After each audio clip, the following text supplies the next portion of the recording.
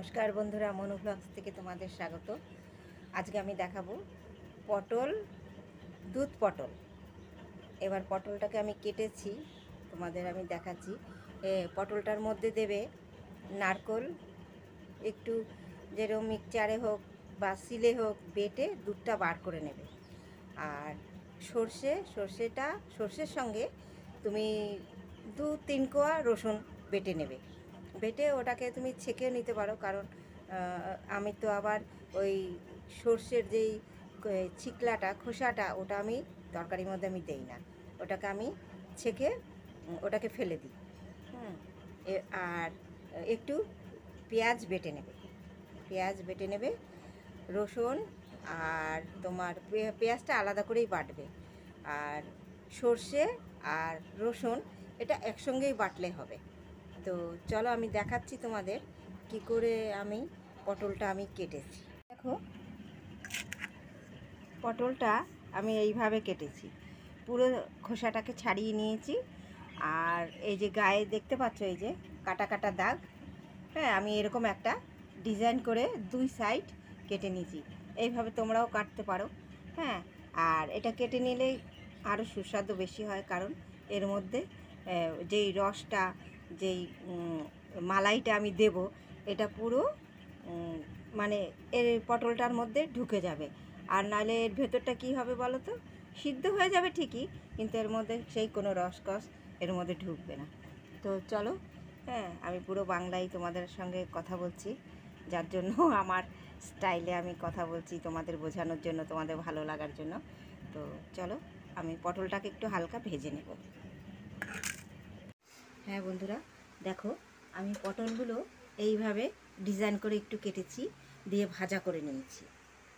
আর এখানে আছে চারটে আমার কাঁচা লঙ্কা, আমার গাছের, হ্যাঁ। আর এখানে আছে আমার গাছের তেজপাতা একটা, আর এখানে আছে সর্ষে বাটা, আর 3 কোয়া রসুন, আর অল্প একটু আদা কুচি অল্প, আর এখানে আছে পেঁয়াজ বাটা, আর একটু কাশ্মীরি লঙ্কার গুঁড়ো, আর স্বাদ মতন লবণ। আর এখানে আছে তোমার নারকোল কুড়িয়ে বেটে, দেখো একদম পুরো ঘন হয়েছে, তোমরা বুঝতেই পারছো। এটা পুরো একদম মালাইটা বের করে নিয়েছি আমি, দুধটা। তো এখন আমি দেখো, তেল কিন্তু খুব একটা বেশি নেই, দেখো একদম অল্প তেল আছে। আমি একটু ফোড়ন দেবো। আর দেখো এইভাবে আমি ছেঁকে নিয়েছি, এই যে এখানে বুঝতে পারছো, এই যে সর্ষেটা আমি এটা দিয়েই ছেঁকে নিয়েছি। আর এখানে হলো গিয়ে এটা তোমার নারকোল ফোড়ন দিয়ে দিলাম। আমি এবারে লঙ্কাগুলো দিয়ে দেবো। লঙ্কাগুলো আমি বোটা ছাড়াইনি, সুন্দর দেখা যাবে, সৌন্দর্য রাখার জন্য আমি আর কি দিলাম, কিন্তু লঙ্কাগুলো পুরো চিড়ে দিয়েছি, লঙ্কাগুলো পুরো চেরাই আছে।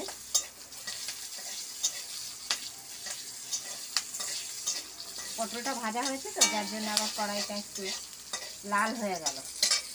তো আমি এখন তেজপাতাটা একটু ছিঁড়ে তেজপাতাটা দিয়ে দেবো।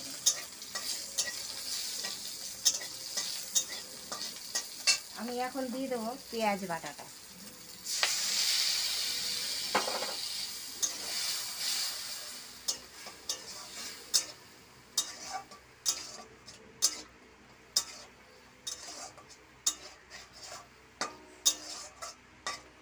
দেখো এটা এরকম হয়ে গেছে পেঁয়াজ বাটাটা।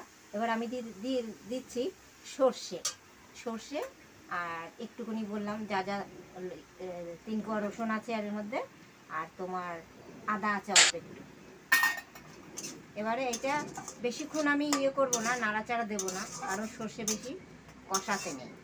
সর্ষে বেশি কষালে তেতো হয়ে যায়, স্বাদ থাকে না, স্বাদ নষ্ট হয়ে যায়। আমি এরপর দিয়ে দেবো এই যে নারকেলের দুধটা। তোমরা এইভাবে খাবে, দেখো কতটা মালাই, দেখো কতটা ঘন হয়েছে, দেখো কত সুন্দর। এবারে আমি এরপরে এর উপরে দিয়ে দেবো তোমার পটলগুলো, সাজিয়ে দিয়ে দেবো।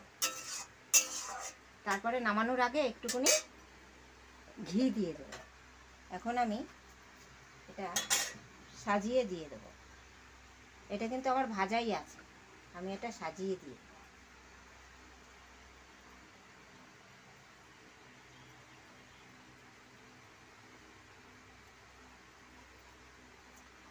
বুঝতে পারছো কেমন লাগবে রান্নাটা? বলো তো বন্ধুরা, তোমরা এটা রান্না করে খাবে। এখানে 6টা পটল আছে, 3টে 6টা 7টা পটল আছে। পটলগুলোকে এরকমভাবেই ছুলে নেবে, আমি একটু খোসা রাখিনি। তোমরা যদি আদা খোসা আদা ফেলতে চাও তাহলে সেটাও সেরকমও করতে পারো। হ্যাঁ, এখানে স্বাদ মতন লবণ দেওয়াই আছে। এটা দেখা হ্যাঁ করবো, হচ্ছে। আচ্ছা বন্ধুরা, এই দেখো ওটা হয়ে গেছে। এবার আমি একটু ঘি দিয়ে দেবো, 1 চামচ মতন একটু ঘি আমি দিয়ে দেবো এর উপরে। হ্যাঁ, এটা দিয়ে দিলাম।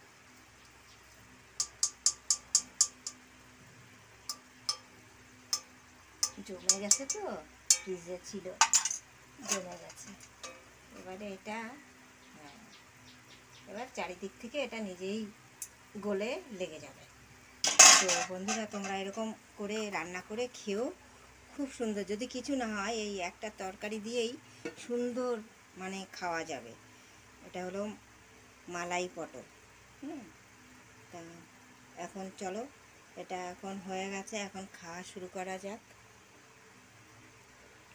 আর বন্ধুরা, আমি নানান রকম ভিডিও করি, আমার কোনো ধরাবাধা নেই যে আমি খালি রান্নার ভিডিও করব বা ঘরের ব্লগ করব।